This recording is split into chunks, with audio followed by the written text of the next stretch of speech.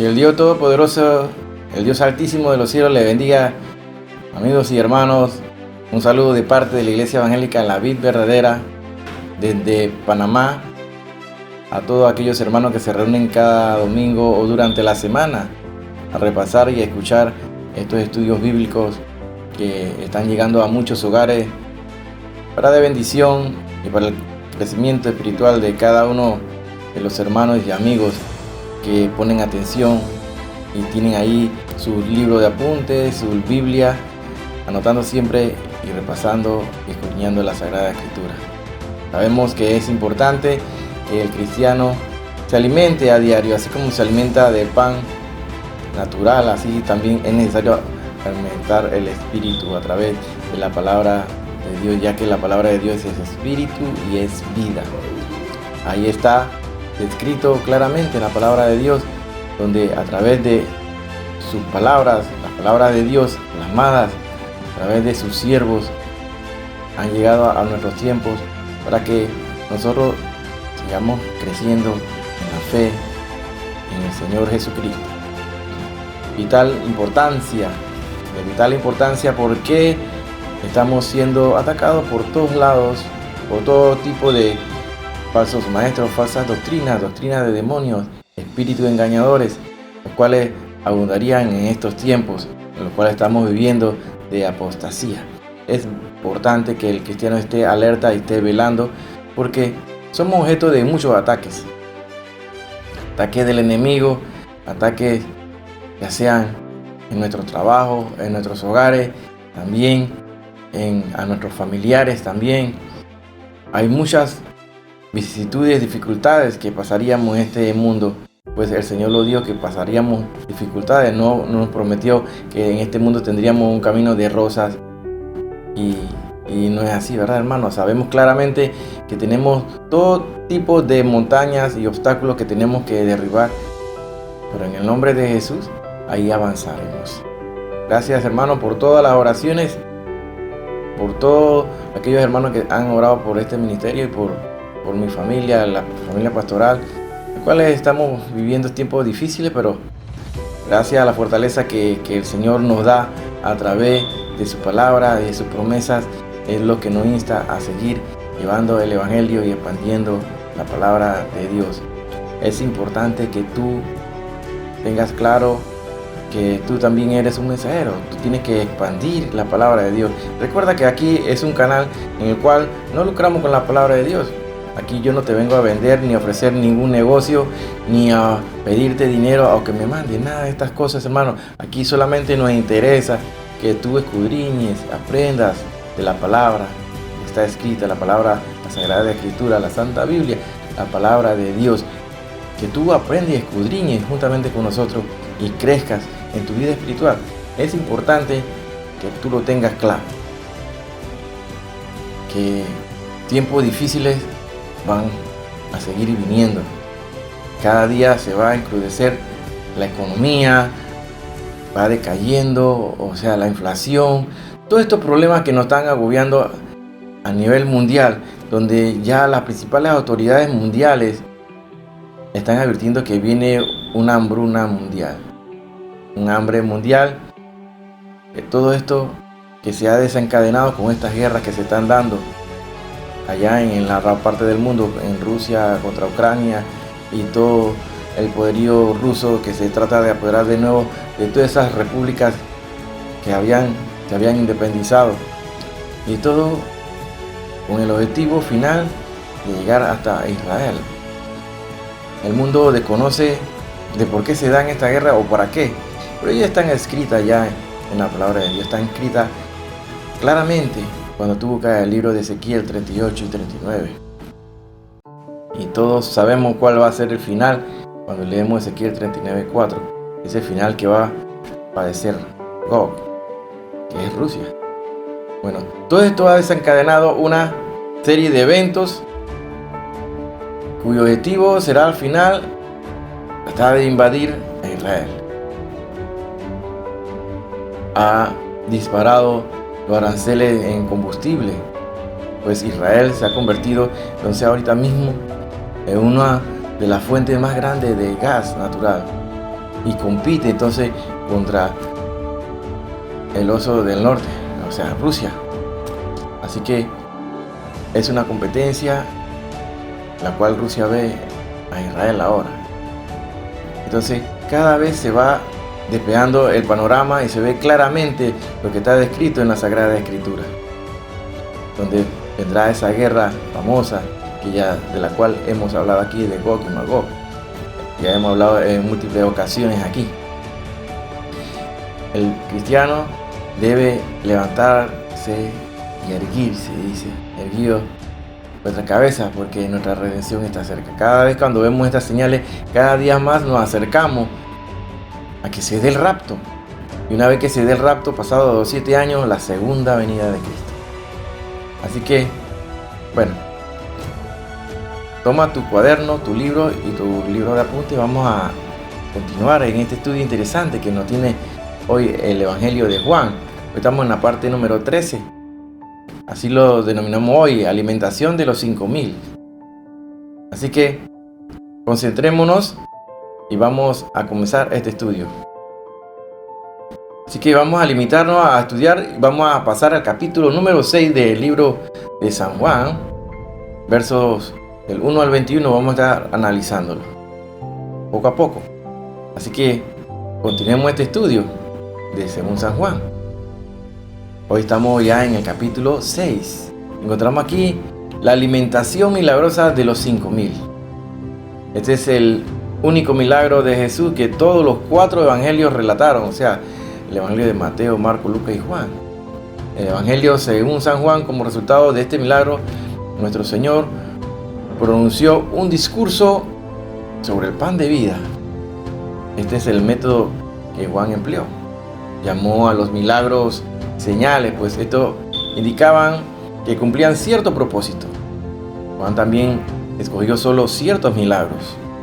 Usted recordará que en este evangelio, según San Juan, en el capítulo 20, en el verso 30, dice así que hizo además Jesús muchas otras señales en presencia de sus discípulos, las cuales no están escritas en este libro.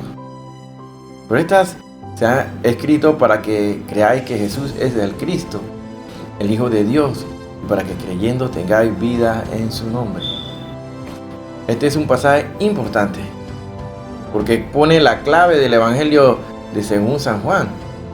Bien, entremos entonces en nuestro estudio de este capítulo 6, que como dijimos, incluye el 4.º milagro registrado por Juan, o sea, la alimentación de los 5000.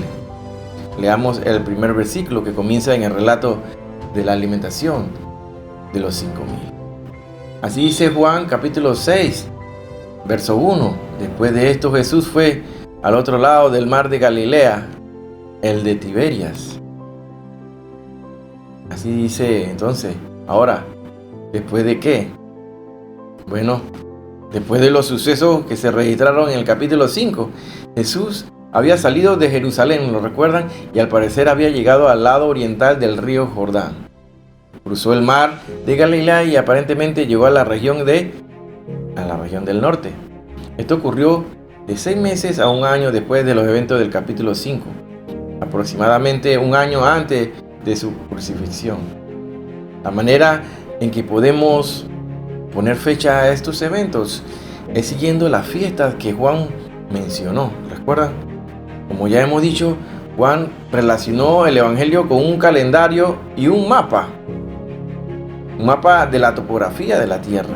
De esa manera, Juan explicó que Jesús, el que vino de la gloria del cielo, el verbo que fue hecho carne, el que habitó entre nosotros, caminó junto al mar de Galilea y fue hasta Caná, a Nazaret, Capernaum, a Betsaida, a Jerusalén, a Decápolis, etc.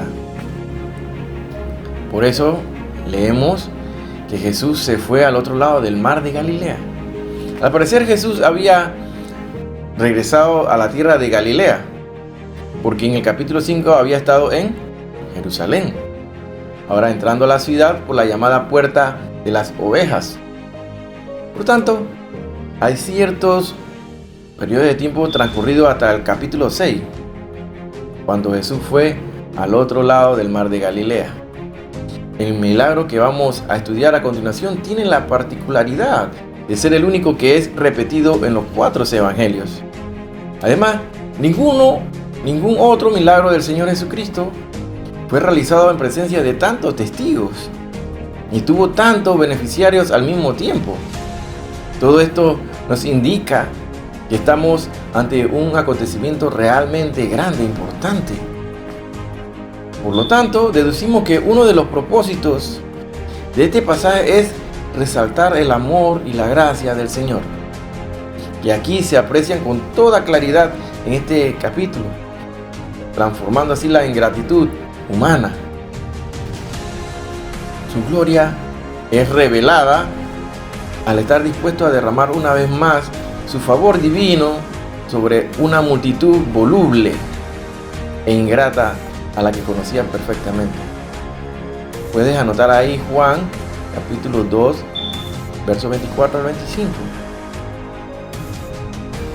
Pero como ya hemos considerado en otras ocasiones, su gracia no se activa por los méritos humanos, sino precisamente por la falta de ellos. Dice así el verso 2: y lo seguía una gran multitud, porque veían las señales que hacía en los enfermos. En verdad, esta gran multitud no creyó para nada en él, como para percibir la salvación. No confiaba en él. La gente tenía interés en sus milagros y quería hacerle su rey porque les había alimentado. Pero usted, amigo que me ve y me escucha aquí, la misión de Jesús no consistía en restaurar nuestro cuerpo físico, porque Él quiere ser el Rey y Señor de nuestras vidas. Este es el motivo por el cual Juan había dicho en el principio que Jesús no tenía necesidad de nadie que le informase sobre el ser humano, porque ya sabía lo que había en él.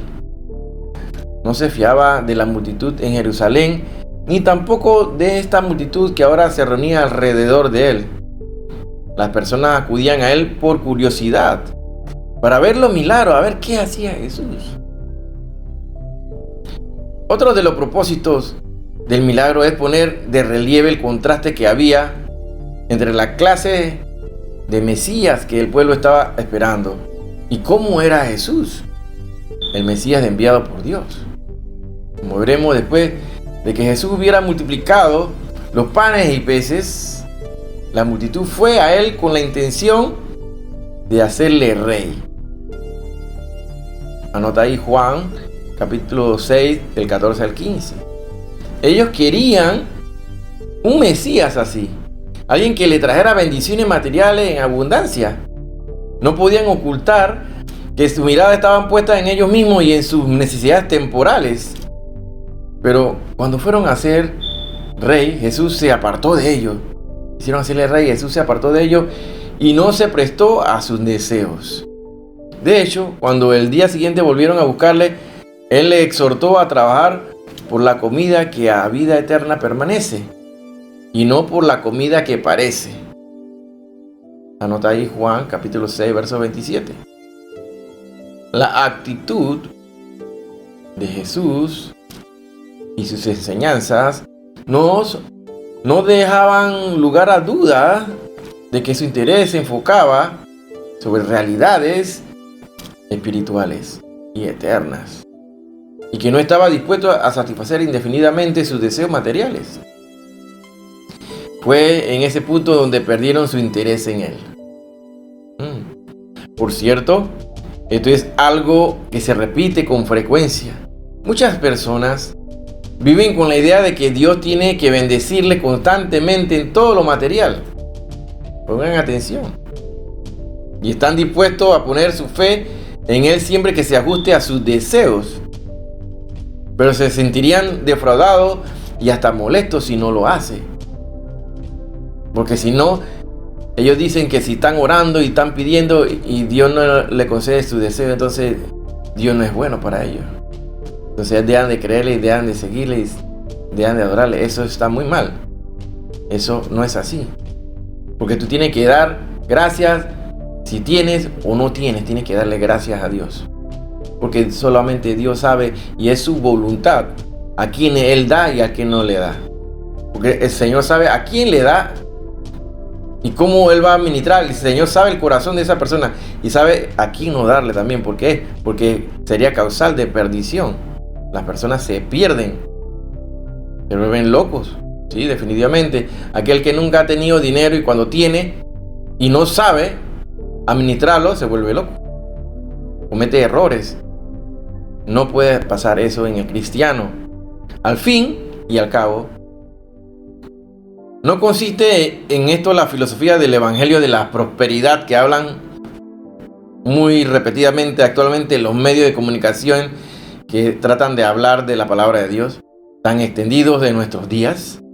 No tienen sus predicadores un énfasis muy marcado en las bendiciones materiales y temporales que los cristianos deben esperar y hasta seguir, exigir de Dios. ¿Acaso no lo estamos viendo actualmente? Ese tiempo de apostasía, de mercadería de la palabra de Dios, ¿no lo estamos viendo? Por último, la multiplicación de los panes y peces también sirvió para evidenciar nuevamente el poder creador de Jesús. Él creó algo que antes no existía, como ya había hecho antes, como cuando convirtió el agua en vino en la boda de Caná de Galilea. Con ambos milagros tenía el claro propósito de mostrar la abundancia y gozo que habrá en su reino cuando Él lo establezca en este mundo. Así dice Juan 6:3. Entonces subió Jesús a un monte y se sentó allí con sus discípulos. El lugar que se señala aquí no es realmente lo que nosotros llamaríamos un monte. Es que en aquella tierra 1000 metros es la altura máxima de los cerros. Pero aún así son muy escarpados. El monte que hoy en día se muestra a los turistas, un lugar muy atractivo, por cierto. Bien podría ser el monte mencionado en este versículo, donde Jesús alimentó a los 5000. Este está situado cerca de la ciudad de Capernaum. Pues bien, Jesús se subió a ese monte y se sentó allí con sus discípulos. La Pascua estaba próxima. ¿Cuál fue la actitud entonces de los discípulos frente a este problema? Cuando se ven esa gran multitud que se acumulaba y se aglomeró en ese monte. El Señor presenta la cuestión desde un punto de vista humano.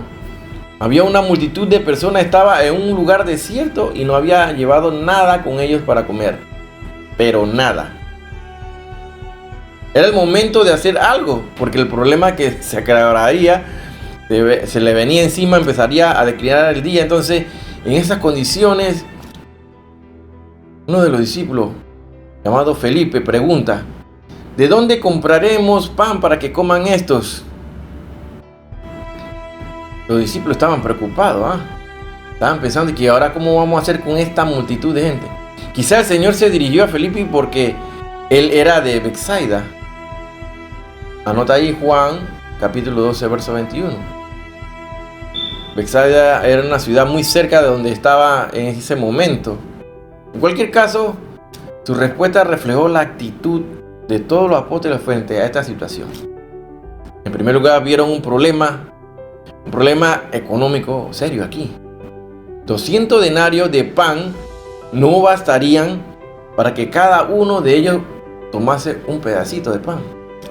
Evidentemente, los discípulos no disponían de esa cantidad de dinero que equivalía al salario de un jornalero por 200 días de trabajo. Recuerda que un denario era el representativo de un día de trabajo bien ahí socado. Por otro lado, también veían problemas en el lugar y en el momento en que ellos estaban. El evangelista Mateo recoge uno de los comentarios que hicieron los discípulos. El lugar es desierto y la hora ya pasada, dice Mateo 14:15. Juan confirma esta misma actitud recordando la pregunta de Felipe: ¿de dónde compraremos pan para que coman estos? En cualquier caso, no podemos negar que los discípulos dijeron que era totalmente cierto. No tenían dinero para comprar tantas comidas. Estaban en un lugar desértico, no había comercio cerca ni para abastecerse ni para ir a comprar nada. Además estaban empezando a hacerse y ya estaba cayendo la noche. abastecer. Así que cuando, con toda lógica, los discípulos optaron por desentenderse del problema. Mateo nos dice que le dieron a Jesús: despide a la multitud, Señor, mándalo para su casa, para que vayan por las aldeas y compren qué comer, para que cada uno se la arreglara como llegaron, ¿no? Que ellos mismos se abastecieran de sus alimentos. Así lo dice Mateo 14:15. Los discípulos veían problemas por todos lados, pero no debemos apresurarnos a criticarles sin pensar antes que cómo actuamos nosotros mismos en situaciones menos complicadas. En cualquier caso, las dificultades de los discípulos surgían porque estaban enfocados a la situación contando únicamente con sus propios recursos. Es triste que ninguno de ellos ejerció la fe. Así dice Juan en el verso 5. Cuando alzó Jesús los ojos y vio que había venido a él una gran multitud, dijo a Felipe: ¿de dónde compraremos pan para que coman estos?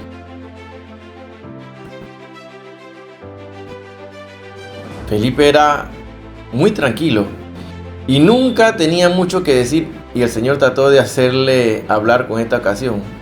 Jesús le estaba buscando para que ellos ejercieran su fe también. Usted observará que según el versículo 8, al parecer Felipe y Andrés estaban juntos. Andrés y Felipe evidentemente eran hombres muy activos, ellos se movían mucho, bastante ocupados, pero no solían hablar mucho. Hay gente que está en la iglesia que tú ni le conoces la voz porque casi nunca se la escucha. No hablan. No solían hablar estos dos discípulos mucho, dice la palabra de Dios, y no oímos de ellos con frecuencia, ¿no? Sin embargo, Andrés fue quien trajo a Simón Pedro al Señor. Y más adelante veremos que los griegos se dirigían a Felipe y a Andrés cuando quisieron ver a Jesús. En este pasaje, Felipe se reunió con Andrés para averiguar lo que debían hacer. Por tanto, aquí los hallamos juntos. Ahora, ¿estaba el Señor pidiendo consejo acaso? Debemos aclarar que Él nunca pidió consejo a nadie, porque entonces le hizo esta pregunta a Felipe. ¿Por qué le hace esto a Felipe? ¿Por qué le pregunta? La fe de los discípulos estaba siendo probada. En cierto sentido, podríamos pensar que los discípulos estaban pasando por un examen. Pruebas. El Señor ya les había aplicado la lección y ahora tendrían que demostrar si la habían aprendido correctamente. Las experiencias que habían vivido junto al Señor deberían haber despertado su fe para afrontar los problemas que en esta nueva situación se les presentaba.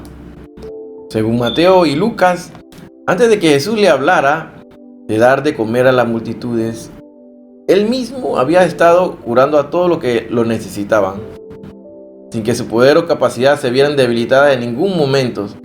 Sí, búscalo en Mateo 14:14, Lucas 9:11. Además, ellos mismos acababan de regresar de una misión en la que pudieron experimentar el poder de Dios. Sí, en medio de diferentes adversidades. Dice la palabra en Marcos 6:13, echaban fuera muchos demonios y ungían con aceite a muchos enfermos y los sanaban. También habían visto cómo Jesús convertía el agua en vino en la boda de Caná, ejerciendo su poder creador. Todas estas señales, manifestaciones del poder, tendrían que haberle llevado a confiar en el Señor, a que su fe aumentara. Pero no lo hicieron. Solo ocultaron lo que podrían hacer por ellos mismos, limitándose a su capacidad humana. No ejercieron su fe. Este es el mismo problema que nosotros mismos tenemos con demasiadas frecuencias en nuestra vida, ¿no es cierto? Pero esto decía para probarlo porque él sabía lo que iba a hacer. Juan 6:6. Estaba poniendo a prueba a Felipe. De modo que Felipe contempló esa multitud formada por unos 5,000 hombres, además de las mujeres y los niños. Calculamos que deben haber reunido allí por lo menos unas 15,000 personas. Evidentemente, eso no era una multitud regular, especialmente en aquella tierra, en aquellos tiempos. Cuando Felipe la vio, de ninguna manera estaba pensando en un milagro, el propósito del Señor al probarles. El evangelista nos dice aquí que el Señor sabía lo que iba a hacer. Y lo sabía desde antes, desde el principio, pero dijo esto para probarlos. De aquí deducimos algunas cosas entonces. Anotemos ahí, primer lugar, número 1, vemos que Dios prueba nuestra fe. No solo si existe, sino también si es de calidad. Por esta razón, permitirá que atravesemos por diversas situaciones. Los discípulos acababan de regresar de un exitoso viaje misionero en el que habían tenido hermosas experiencias de triunfo, pero ahora se sentían que enfrentar con una situación en la que iban a sentirse completamente impotentes, porque era una gran multitud, 5.000 hombres, sin contar los niños y las mujeres. Podrían ser hasta 15.000 los que estaban allí. Y nosotros también atravesamos por épocas en nuestras vidas en las que parece que todo va sobre ruedas, mientras que en otras solo encontramos obstáculos en el camino y vamos dando tumbo y retumbo y caemos y nos levantamos. En ambos casos, nuestra fe está siendo probada. ¿Cuál será nuestra respuesta? ¿Nos olvidaremos acaso de Dios porque todo nos va bien y pensamos que ya no le necesitamos? ¿O nos hundiremos en medio de los problemas y dejaremos a Dios, dudando incluso de su amor y poder para ayudarnos? En cada momento, Dios está buscando si existe en nosotros una fe genuina, capaz de sostenerse frente a las variadas circunstancias de la vida. En segundo lugar, el propósito al probar nuestra fe es el de ayudarnos a crecer, a madurar y a desarrollarnos espiritualmente. Pero para que este propósito se llegue a cumplir y que las pruebas resulten en una bendición para nosotros, tendremos que mantenernos en la perspectiva adecuada y confiar en que todo lo que ocurre nos va a ayudar para que nos aumente la fe, nos ayude así a ayudarnos así en la voluntad de Dios, como lo dice Romanos 8:28. En este caso, la fe de los discípulos creció hasta el punto de que llegaron a entender que el Señor es poderoso para hacer todas las cosas mucho más abundantemente de lo que ni siquiera nuestra mente se imagina. Y en tercer lugar, es que Dios siempre tiene preparada una salida para cada prueba por la que atravesamos. El pasaje así nos lo dice, que Jesús sabía lo que iba a hacer ya.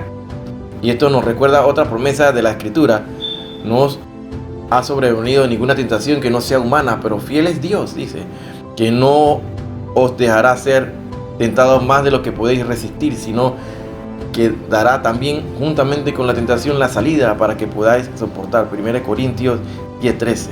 Nada puede sorprender al Señor. Él tiene siempre tiene un plan y una solución. El problema es que nosotros muchas veces no lo vemos porque enfocamos nuestra atención en el problema y dejamos de mirar al Señor y sus recursos. Juan capítulo 6 verso 7 dice: Felipe le respondió: 200 denarios de pan no bastarían para que cada uno de ellos tomara un poco. ¿Cómo es que Felipe llegó a calcular la cantidad de dinero de 200 denarios? Bueno, creemos que en esa suma era todo lo que tenía en la tesorería en aquel entonces. Probablemente Judas había dado su informe de contable aquella mañana y eso era todo lo que tenía. Felipe miró pues en esa multitud y luego pensó en lo que tenía en la bolsa o en la caja, en la tesorería, y concluyó que 200 denarios de pan no serían suficientes para alimentar esa multitud. Recordemos que un denario equivalía en aquella época al salario de un día, y aquellos 200 denarios pues habrían tenido un valor aproximado ahí pues de 30 a 40 dólares. Obviamente no era posible alimentar a 15.000 personas con esa suma de dinero. Los otros evangelistas nos dicen que los discípulos trataron de aconsejar al Señor Jesús. Ellos estaban buscando su solución humana: despídelo, mándalo para su casa. Le dijeron los discípulos: ¿por qué no despides a la multitud, maestro? Pero nuestro Señor le respondió que no iban a hacerlo así, sino que pediría a la gente que se sentase en grupo y entonces les daría de comer. ¿Usted te imagina qué es lo que pasaba por la mente de los discípulos? Que ahora qué va a hacer el maestro. ¿Cómo va a alimentar a tanta gente? Sentados ahí toda la gente en grupos. Usted puede leer este mismo incidente en el Evangelio de según San Lucas, en el capítulo 9. A estos mismos hombres que estaban en ese momento actuando como consejeros, luego le veremos desempeñando el papel de camarero, sirviendo a la multitud. Después de todo, era la función que le correspondía. Por cierto, esto nos da la ocasión de decir que con frecuencia en círculos cristianos hay demasiadas personas que son como aquellos discípulos, anhelan ocupar una posición destacada o simplemente dar consejos a los demás. Carecen de un discernimiento espiritual adecuado y no son conscientes de que son ellos precisamente los que debieran tomar la iniciativa en adoptar una posición de servicio. Ellos están esperando que les sirvan a ellos y ellos sirven a los demás. No toman la actitud de nuestro Señor Jesucristo de servir. Son ellos precisamente los que debieran tomar esa iniciativa de servirle a los demás como testigos de Jesucristo, alimentando a la multitud de que tienen hambre. A la multitud de que tienen hambre de la palabra de Dios. En este caso el Señor hizo que hablase Felipe, y Felipe opinó que no tenían suficiente dinero, no alcanza para comprar pan para tanta gente. No hay cama para tanta gente, dicen por acá. Y como Felipe y Andrés estaban juntos, Andrés habló a continuación. Dice así, en el verso 9, aquí hay un muchacho que tiene 5 panes de cebada y 2 pescados. Pero, ¿qué es esto para tantos? Mire, 5 panes de cebada y 2 pescados. Andrés había estado caminando entre la multitud, evaluando la situación. Podemos ver allí a Andrés y a Felipe actuando juntos en este asunto. Felipe dijo que el dinero de la tesorería que ellos tenían no era suficiente para alimentar a tanta gente. Andrés, por su parte, dijo que todo lo que pudo encontrar fue un joven con 5 panes de cebada y 2 pececillos. Ahora, recuerde usted que no se trata aquí de las grandes barras de pan que se venden ahora en panaderías y supermercados. Eran más bien como los panes pequeños que se usan para las hamburguesas, ¿no? Del tamaño adecuado para poner en su interior un pececillo. Eso era todo lo que el pobre Andrés había podido encontrar. Pero las perspectivas no eran muy esperanzadoras y dijo, ¿qué es esto para tantos? Hasta dónde llegaban las limitaciones de la mente de los discípulos, los ridículos recursos de los cuales constaban. Como ya hemos visto, los discípulos solo lograban hacer cálculos contando con sus propias posibilidades, olvidándose de que el poder de Jesús siempre sobrepasa todo cálculo humano. Así pues ellos siguieron buscando para ver qué tenían y finalmente todo lo que pudieron encontrar fueron ¿qué? 5 panes de cebada y 2 pececillos que tenía un muchacho. Esta era una cantidad ridícula y como ellos mismos indicaron, ¿qué es esto para tantos? No era nada. Sin embargo, aunque seguramente no estaban conscientes de ello, hicieron 2 cosas que siempre facilitan que el Señor empiece a orar. Por un lado, admitieron que ellos no tenían una solución para el problema. Así que dejaron la puerta abierta para que el Señor orara. Y por otro lado, pusieron en las manos del Señor lo poco que tenían, la obediencia a la palabra del Señor. En ese momento Jesús comenzó a orar y lo hizo dando una orden a los discípulos que también incluía a la multitud. Entonces Jesús dijo, haced recostar a la gente.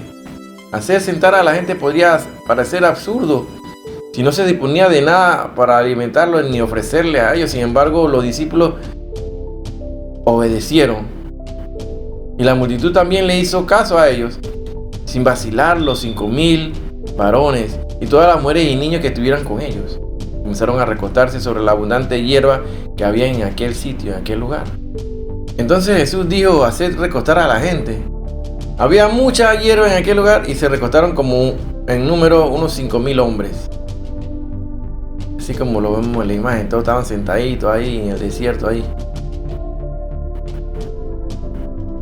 Ya dijimos anteriormente que habría reunidas allí más o menos 15.000 personas. Esta cifra se obtiene al calcular una mujer y un niño por cada hombre.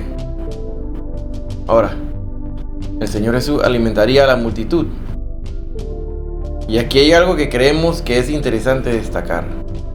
Si uno tiene 15.000 personas para darle de comer, esa es verdaderamente una gran responsabilidad. Se dispone de 5 panes solamente y 2 pececillos, más los 200 denarios mencionados. Estos son realmente todos los recursos disponibles. Si un comité asesor hubiera entregado un informe detallado los recursos y las responsabilidades, habría llegado tal vez a la conclusión de que no se podía hacer nada. Definitivamente, como usted ve, lo que le faltaba añadir a este cálculo son los llamados las matemáticas de un milagro. Le faltaba Jesús, es decir, que les faltaba todo. Jesús le dijo, pues, que mandaran a los hombres que se sentaran. Ahora el evangelista Marcos enfatiza en su relato al hecho de que se sentaron por grupos. Es decir, los grupos de personas que habían venido de cierta región se sentaron juntos. Puede que se hayan distinguido estos grupos por su vestido de cierto color, que indicaban su región, su procedencia. El caso es que todo lo que hizo nuestro Señor fue hecho decentemente y con orden. Creemos que si hubiésemos estado sentados en la colina, al lado opuesto a donde se encontraban estos grupos, habríamos visto desde la distancia un espectáculo maravilloso, parecido a un redón de trozos de multicolores, ¿no? Seguimos leyendo en los versos 11 al 13. Tomó Jesús aquellos panes y después de dar gracias, los repartió entre los discípulos, y los discípulos entre los que estaban recostados. De igual manera hizo con los pescados, dándoles cuando querían, y cuando se saciaron dijo a sus discípulos, recoged los pedazos que sobraron, para que no se pierda nada. Recogieron pues y llenaron 12 cestas de pedazos de los 5 panes de cebada que sobraron a los que habían comido. Imagínense. Así lo hemos descrito claramente aquí, y muchos estudiosos han descrito estos eventos como aquellos que no creen en que Dios ha revelado aquí en la Biblia, y en lo que se trata de descartar, tratan de descartar y desestimar que se dio este milagro de la multiplicación de los panes, la alimentación de los 5.000 hombres. Lo tratan de desvirtuar, que a partir de tantos panes y tantos 2 pececillos se haya multiplicado para darle alimentación a todos. Solamente era posible a través de un milagro, a través de nuestro Señor Jesucristo. Tal vez eso marcó un desafío, un obstáculo para aquellos que se le acercaban al Señor. El hombre siempre trata de imaginarse o querer tener el control de las cosas, pero desconocen que el poder de Dios sobre todas las cosas es superior, y su mente infinita va más allá de nuestra mente, que es finita. Muchos tratan de desvirtuar o de desestimar que se dio este gran milagro, un poderoso milagro, frente a tantos espectadores, frente a tantas multitudes de personas, y se da este magno milagro importante. Hay quienes hablan entonces de que esto es imposible. Tal vez algunos pensarían que esto fue un truco ingenioso. El único problema de esta aplicación es que el sistema no habría funcionado. ¿Cómo va a multiplicar tanto para 15.000 personas? No, hombre. Es necesario tener más fe para creer en esa supuesta aplicación, que para aceptar los hechos tal como realmente se dieron. En primer lugar, podríamos preguntarnos ¿y dónde en aquella región encontrarían una panadería con capacidad para preparar tantos panes? ¿Y dónde conseguirían tantos peces en tanto tiempo para esta ocasión? No tenemos indicio alguno de que Andrés y Pedro hubiesen estado pescando. Esta explicación, pues, es tan absurda como ridícula. La explicación entonces es que aquí ocurrió un milagro, definitivamente. Cuando usted incluye a Jesús en esto y lo suma en la columna de los recursos disponibles, tiene más que lo suficiente. El hecho es que sobraron 12 cestas de alimento, imagínense. Sobraron 12. Ahora, eso no quiere decir que eran migajas. Hay quienes creen que quizá una persona mordía un bocadillo y al ver otro más grande ponían el primero a un lado para coger el más grande. No. Y así los pedazos serían aquellos sobrantes que habían sido comidos parcialmente. Pero no fue así. Había 12 cestas de bocadillos que no habían sido tocados. Ahora, ¿sabe usted lo que significa? Significa que la multitud tomó todo lo que quiso comer. Se llenaron. Y no olvidemos que muchas personas de aquella época sufrían hambre con frecuencia. Claro que sí, como lo vemos actualmente. Había muchos entre la multitud aquel día y aquella tierra, y que por primera vez en su vida llenaron de veras su estómago. Realmente cuando el Señor Jesús hace algo, Jesús lo hace bien. Dice así en los versos 14 y 15. Entonces aquellos hombres, al ver la señal que Jesús había hecho, dijeron: verdaderamente este es el profeta que había de venir al mundo. Pero entendiendo Jesús que iban a venir para apoderarse de él y a hacerlo rey, volvió a retirarse al monte él solo. Vemos aquí, sin duda, que estaban siguiendo a Jesús porque hacía milagros. Y creemos que para poder salir de aquella multitud, Jesús hizo otro milagro. La razón por la cual se apartó de la multitud era porque querían hacerle rey, ¿lo recuerdan? Ahora alguien dirá: bueno, ¿y acaso no es rey? Sí, es verdad que vino a este mundo como rey, eso es verdad. Pero este no era el camino por el cual llegaría a ejercer su realeza, el milagro. Con una extraordinaria sencillez, el Señor realizó el milagro de multiplicar los panes y los peces. Al igual que la viuda de Sarepta de Sidón, que vio cómo la poca harina y aceite que le quedaban se multiplicaban día tras día sin que se llegaran a faltar nunca. Del mismo modo, los discípulos comprobaron que los panes y los peces no dejaron de multiplicarse hasta que todos se saciaron. Un hermoso ejemplo de la plenitud del Señor y de su gracia inagotable. Así lo dice en Juan 1:16. De su plenitud tomamos todos, y gracia sobre gracia.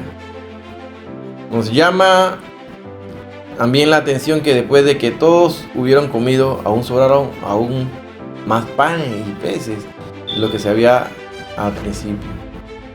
Así dice la palabra: recogieron pues y llenaron 12 cestas de pedazos,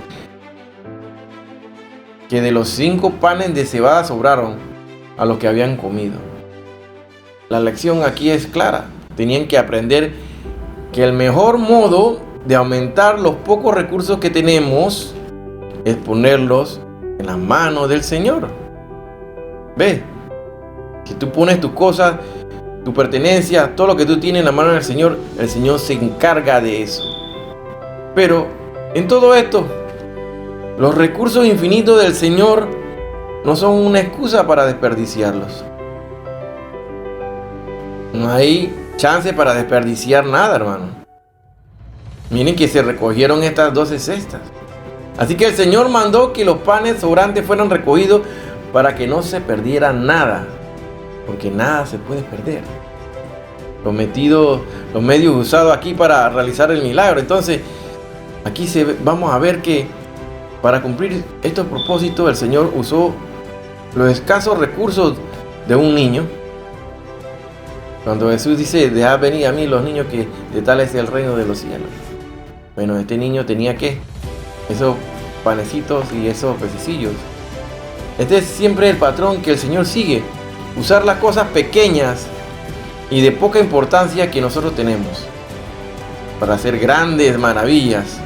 Recordamos otros ejemplos similares, como cuando Dios usó la vara de Moisés para convencer al pueblo y al mismo faraón de la veracidad de su llamamiento en Éxodo 7, del verso 8 al 9. O cuando se sirvió de la onda de David para vencer al gigante Goliat, 1 Samuel 17, del 49 al 50.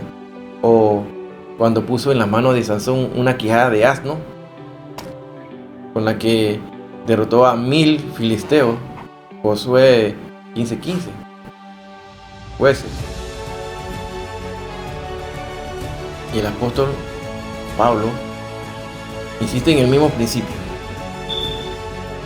Dice así: pues mirad, hermanos, vuestra vocación, que no sois muchos sabios según la carne, ni muchos poderosos, ni muchos nobles, sino que lo necio del mundo escogió Dios para que avergonzara a los sabios, y lo débil del mundo escogió Dios para avergonzar a los fuertes, y lo vil del mundo y lo menospreciado escogió Dios, y lo que no es, para deshacer lo que es, a fin de que nadie se jacte de su presencia.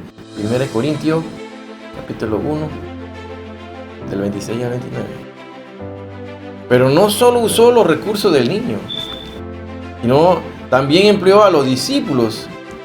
Una vez que el Señor dio gracias por los panes y los peces, lo puso en las manos de los discípulos para que ellos lo llevaran delante de las multitudes. Entonces llegaron a entender lo que el Señor le quería decir cuando al principio le había dicho: dadle vosotros de comer. Lucas 9:13.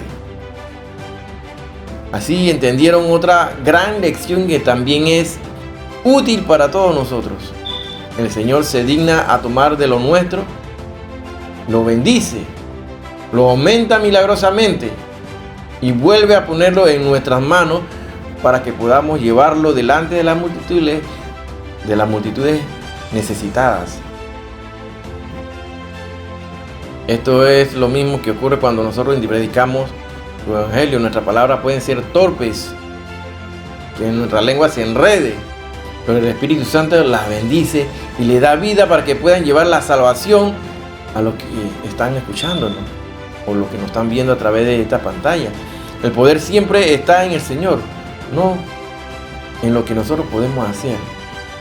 Y por eso nuestra labor siempre debe consistir en recibir con humildad y distribuir con fidelidad. Eso. Y aunque Él no nos necesita, muestra su amor y misericordia al querer utilizar lo que somos y tenemos para llevar a cabo su obra. Entonces aquí vemos cómo reacciona la gente frente a este milagro. Hoy en día muchas personas que intentan dar una explicación racional a este milagro eliminado de él todo elemento sobrenatural, tienen prejuicios e intentan justificar su incredulidad bajo la apariencia de una pretendida intelectualidad. Otros son religiosos, pero igualmente incrédulos, buscan explicaciones espirituales y simbólicas a lo que ocurrió. En cualquier caso, sus razonamientos no se ajustan a los hechos. Nosotros, en lugar de escuchar a todos estos críticos modernos, haremos mejor entender a los testigos oculares que presenciaron aquel milagro, y que por cierto no fueron pocos. ¿Qué vieron y cómo reaccionaron ante ello? Número 1. Creyeron que Jesús era el profeta que había de venir al mundo. A aquellos 5,000 hombres que estuvieron allí en aquel día, no les quedó ninguna duda de lo que habían visto, de que eso fue un milagro auténtico. No había acto de magia ahí. Y aunque los críticos modernos no quieran aceptarlo como tal, los allí presentes estaban tan seguros de ello que no dudaron en buscar a Jesús al día siguiente con la esperanza de volver a comer gratis. Así lo busca Juan 6, 25 al 26. Pero aún hay más. La señal que acababan de ver era tan grande que les hizo pensar que Jesús era aquel que la escritura del Antiguo Testamento llevaban siglos anunciando. Aquellos hombres entonces, viendo la señal que Jesús había hecho, dijeron: este verdaderamente es el profeta que había de venir al mundo. Solo un milagro real pudo llevarle a reaccionar de esta manera. Número 2. Quisieron hacerle rey. En este ambiente de excitación, rápidamente empezaron a planear que llevarían a Jesús con ellos a Jerusalén para que fuera su líder, soñando así que lo libraría del yugo romano y establecerían así el reino de Dios en la tierra. Número 3. Se sintieron decepcionados.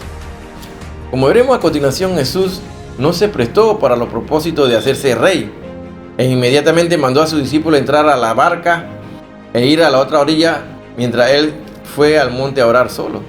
Aquellos que querían hacerle rey al día siguiente lo abandonaron por miles. Juan 6:66. Así que todos los efectos del milagro de la multiplicación desaparecieron de sus mentes en el mismo instante que Jesús no quiso hacer lo que ellos querían, lo que ellos esperaban. Los hombres siempre estaban dispuestos a ser exaltados y recibir honores. El hombre siempre quiere que lo estén condecorando y que lo estén elevando y idolatrando. Pero Jesús era el Hijo de Dios, es el Hijo de Dios, y no se dejaba mover por la vanidad y por el orgullo. Por esta razón, cuando vieron para hacerle rey, él se retiró. Sin embargo, cuando más tarde volvieron para crucificarle, él se prestó ante ellos voluntariamente. Juan 18, del 4 al 5. El reino de Cristo tampoco será establecido por medios humanos.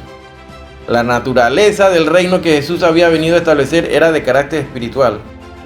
Pero eso afirmó ante Pilato que su reino no es de este mundo. Juan 18:36. El Señor sabía que el hombre en su estado actual es un ser ingobernable.